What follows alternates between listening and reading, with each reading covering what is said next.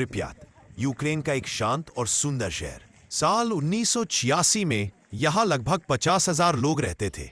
बच्चों के स्कूल थे, पार्क थे, अस्पताल थे और लोगों को लगता था कि उनका भविष्य सुरक्षित है। लेकिन इस शहर की किस्मत 26 अप्रैल 1986 की उस रात बदल गई। रात के ठीक 1:23 प्रिप्यात से कुछ किलोमीटर दूर चेर्नोबिल न्यूक्लियर पावर प्लांट का रिएक्टर नंबर 4 अचानक मौत का दरवाजा खोल देता है। उस रात प्लांट में एक सेफ्टी टेस्ट किया जा रहा था। टेस्ट का मकसद था यह जानना कि अगर बिजली अचानक चली जाए तो क्या टरबाइन कुछ सेकंड तक रिएक्टर को ठंडा रख पाएगी या नहीं। लेकिन यह टेस्ट गलत समय पर और गलत तरीके से किया गया। रात का वक्त था, स्टाफ थका हुआ था, सीनियर एक्सपर्ट्स और अनुभवी इंजीनियर मौजूद नहीं थे। हालात बिगड़ते चले गए। टेस्ट को पूरा करने के लिए कई ऑटोमेटिक सेफ्टी सिस्टम जानबूझकर बंद कर दिए गए। ये सिस्टम रिएक्टर को खतरे से बचाने के लिए बने थे, लेकिन उसी रात उन्हें ही दुश्मन बना दिया गया। रिएक्टर की पावर बहुत नीचे गिर गई। नियमों के अनुसार इस हालत में रिएक्टर को बंद कर देना चाहिए था, लेकिन ऐसा नहीं किया गया। पावर को जबरदस्ती बढ़ाने की कोशिश की गई और यही से सबसे खतरनाक गलती शुरू हुई। चेर्नोबिल में इस्तेमाल हो रहा था RBMK नाम का रिएक्टर। इस रिएक्टर के डिजाइन में एक बेहद खतरनाक खामी थी। इसके कंट्रोल रॉड्स के सिरे ग्रेफाइट से बने थे। जब इमरजेंसी ब्रेक यानी AZ5 बटन दबाया गया तो पावर कम होने की बजाय अचानक कई गुना बढ़ गई। अगले कुछ ही सेकंडों में रिएक्टर की ताकत हजारों गुना बढ़ चुकी थी। भाप का जबरदस्त दबाव बना और फिर एक भयानक धमाका हुआ। उसके तुरंत बाद दूसरा विस्फोट। रिएक्टर का भारी ढक्कन हवा में उड़ गया, ग्रेफाइट में आग लग गई और रेडियोधर्मी धुआं आसमान में फैलने लगा।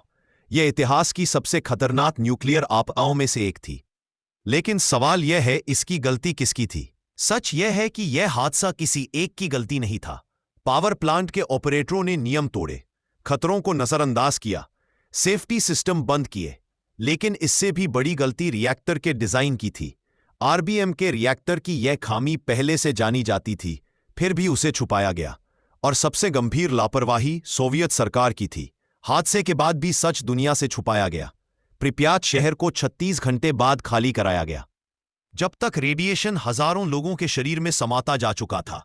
लोगों से कहा गया कुछ घंटों के लिए जा रहे हैं, लेकिन वे लोग कभी वापस नहीं लौटे। आज प्रिप्यात एक भूतिया शहर है। खाली इमारतें, झूले और टूटी खामोशी। इस हादसे में हजारों लोग सीधे या बीमारियों से मरे। लाखों लोग रेडिएशन से प्रभावित हुए। यूक्रेन, बेलारूस और रूस सबसे ज्यादा तबाह हुए। आज भी यह इलाका रेडियो एक्टिव जोन है। सच यही है, चेर्नोबिल ब्लास्ट इंसानी गलती, खराब डिजाइन और सरकारी लापरवाही तीनों का नतीजा था। और यही वजह है कि इसे मानव इतिहास की सबसे खतरनाक न्यूक्लियर आपदा माना जाता है। आज इतने साल बीत जाने के बाद भी प्रिप्यात पूरी तरह शांत नहीं है। जो लोग वहां जाते हैं वे अक्सर कहते हैं यह जगह सामान्य नहीं लगती। हवा में अजीब सी भारीपन है, खामोशी बहुत तेज है, ऐसी खामोशी जो इंसान के दिमाग पर दबाव डालती है। कई पर्यटक बताते हैं कि वहां जाते ही दिल की धड़कन तेज हो जाती है, घबराहट होने लगती है और बिना किसी वजह डर महसूस होता है।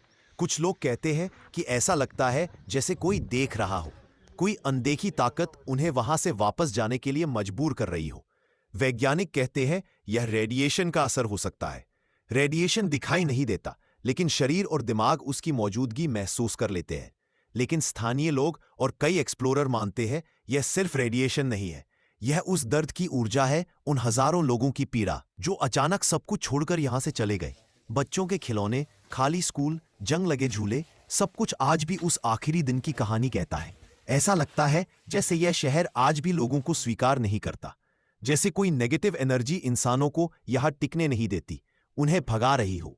इसीलिए प्रिप्यात सिर्फ एक छोटा हुआ शहर नहीं है, यह एक जिंदा चेतावनी है, एक ऐसी जगह जहां आज भी खतरा महसूस होता